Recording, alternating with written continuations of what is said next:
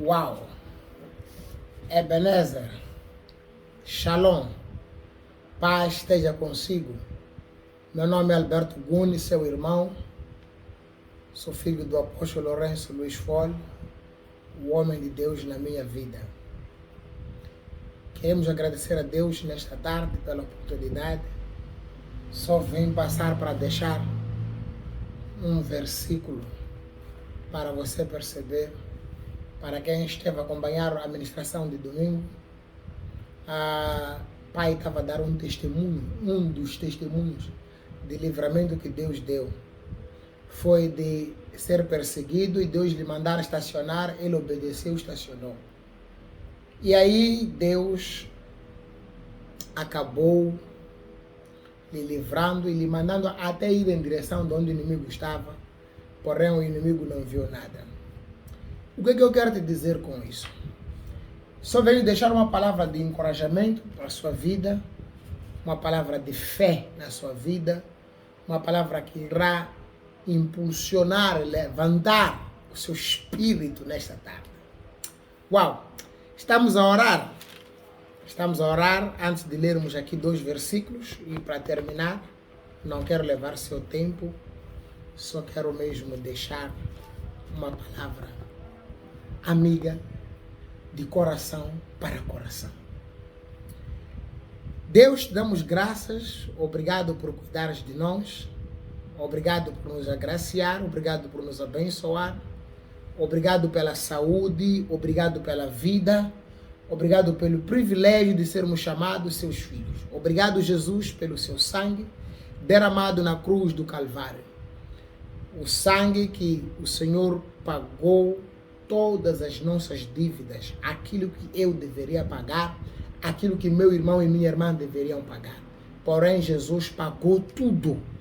Te agradecemos por isso. Senhor, obrigado por esta meditação, neste tempo desta palavra que o Senhor colocou no meu coração para partilhar com os meus irmãos, no nome de Jesus. Amém. Muito rapidamente, vamos ler aqui o livro de Atos, capítulo 12, Atos capítulo 12, e vamos ler a partir do versículo 3. Vendo ser isto agradável aos judeus, prosseguiu prendendo também a Pedro. O que é? Vamos começar do versículo 1 para você entender. Todo texto sem contexto, ele gera pretexto porque fica vazio, precisando de ser acompanhado. Dizia assim no versículo 1. Por aquele tempo, mandou o rei Herodes prender alguns da igreja para os maltratar, fazendo passar a fio de espada a Tiago, irmão de João.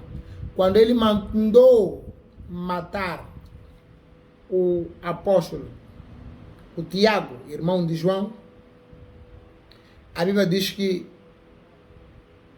este viu que estava bom, agradou aos senhores. Por essa razão, mandou prender Pedro. Tendo o feito prender, lançou-o no cárcere, lançou-o na prisão, entregando-o a 4 escoltas de 4 soldados para cada uma, para o guardarem, tencionando apresentá-lo ao povo depois da Páscoa. Depois da Páscoa. Na Páscoa havia também uma prisão. Isso mostra que aquilo que havia explicado no outro vídeo, que a Páscoa foi uma celebração contínua e o seu perduro nos nossos dias, mesmo depois de Jesus ter morrido, houve a contínua celebração da saída da escravatura, daquilo que o Senhor Deus havia feito para o seu povo. Então o povo, mesmo sem saber quem era o sacrifício pascal, que é Cristo, vieram, mataram a ele e continuaram mesmo depois de sepultar e ressuscitar a celebrar a Páscoa como se celebra a Páscoa até nos nossos dias. Então Herodes queria levar Pedro para lhe apresentar ao público, ao povo. Isso aqui. Depois de matarmos Tiago, queremos matar Pedro. Mas uma coisa me chama a atenção. Ela diz que já estou crucificado com Cristo. A vida a qual eu vivo neste corpo não é mais minha. A vivo pela fé daquele que me amou e morreu por mim, Jesus. Pedro, quando ele entendeu o significado desta mensagem do apóstolo Paulo no livro de Gálatas, capítulo 2, versículo 20, ele estava a dizer que não havia mais nada. Por saberem que ele não deveria escapar, colocaram 4 escoltas de 4 soldados cada. Em outras palavras, colocaram 16 homens. É para sonhoca, não é para escapar, eles queremos levar para apresentar, para matarmos, porque isso agradou o povo. Cuidado com aquilo que agrada ao povo, porque pode agradar ao povo enquanto não é o que agrada a Deus. Essa lição é para mim e é para você. A Bíblia diz que Pedro estava guardado no cárcere, mas havia oração incessante a Deus por parte da igreja a favor dele. A Bíblia diz que a oração de um justo pode algum efeito, pode, tem poder para salvar, tem poder para libertar. Justo, a palavra justo na palavra de Deus não está a dizer que você foi justificado pelas suas obras, o que você fez. Não, é por causa da obra de Cristo no Calvário que justifica os nossos pecados, que significa o quê? Levar um culpado como eu, Alberto Cune, dizer que eu te tiro a culpa e eu te coloco como pessoa normal, sem culpa, e eu carrego a sua culpa. Então, quando somos justificados, aí a nossa oração, por causa daquele que nos justificou, tem poder para trazer alguns efeitos. A igreja estava a orar, Pedro estava sentado, sem se maçar, descansando no Senhor, dizendo: se eu vivo, para Cristo eu vivo. Se eu moro, para Cristo eu moro. Mas uma coisa que eu sei, vou te falar, é que não era o tempo de Pedro morrer. É por isso que Deus não permitiu que Pedro morresse naquele lugar. Porque ainda queria lhe fazer sentir as dores de ter aceito o chamado de Deus. Cuidado com o chamado, amado irmão. Não é abrir igreja, não é andar a orar pelas pessoas. Há um preço por pagar pelo chamado. E muitos de nós não estamos preparados. Muitos de nós estamos emocionados por causa de honrarias que queremos, fama, por ser conhecido. Mas além disso, mesmo Pedro já era famoso. Só pela pregação que ele pregou, mais de 3.000 almas converteram-se ao Senhor. Ele era famoso, mas mesmo assim, ele queria que Cristo fosse dono. E nem resmungou, dizia: Senhor, por que quer me matar? Porque o Senhor permitiu me prender depois de eu te servir. Não. Ele estava descansado. Relaxa. Oh God. A igreja orava. Herodes preparava-se para apresentar a Pedro naquela mesma noite. Pedro dormia entre 2 soldados. Ele não pode escapar. Não queremos fazer com que escape. Porque para eles, o mestre dele, Jesus, também escapou. Porque os soldados que guardavam o túnel, a campa, a pedra onde ele estava, foi removido. Os soldados foram abatidos com a luz, com a aparição do anjo. Então, queriam dizer que agora queremos ter prova. Mas o que eles não sabiam é que havia uma unção de passar e pessoas não se aperceberem. Esta unção Pedro experimentou. A igreja orava. Pedro estava sentado. E a Bíblia diz que ele tinha até tirado a capa. E a outra ele tinha tirado a roupa. Estava solto, cagar da roupa de dormir. Estava sentado ali. E tinham lhe guarnecido 2 homens ao lado enquanto ele dormia. E tinha 4 escoltas. De 4 homens. Porque esse não pode escapar. Porém, o que me alegra e me agrada, amado irmão, é porque a Bíblia diz: eis, porém, que sobreveio um anjo, no versículo 7. Oh, glória! Anjo do Senhor, e uma luz iluminou a prisão. A luz brilhou e as trevas não a compreenderam. A luz brilhou, Jesus veio e o mundo não compreendeu. Os soldados estavam nas trevas, estavam no mundo e não compreenderam. Oh, Catayamanda, não compreenderam. Pedro estava ali como luz e a luz do céu, com o anjo veio, mas eles não compreenderam. Não compreenderam. E a Bíblia diz que, e tocando ele o lado de Pedro, o despertou, estava a dormir, estava sossegado. No momento de turbulência, no momento de problemas, no momento de vendaval, eu e você devemos aprender a descansar no Senhor. A Bíblia diz que o despertou dizendo: levanta-te depressa. Então as cadeias, as correntes que haviam prendido Pedro caíram, desfizeram-se.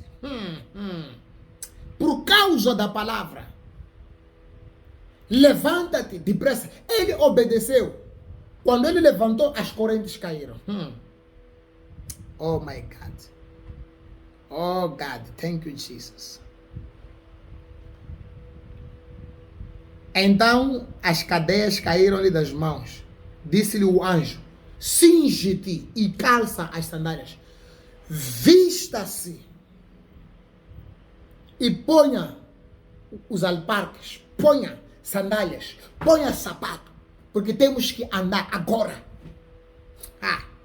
Oh, glória! Então, saindo, o seguia, não sabendo que era real o que se fazia por meio do anjo.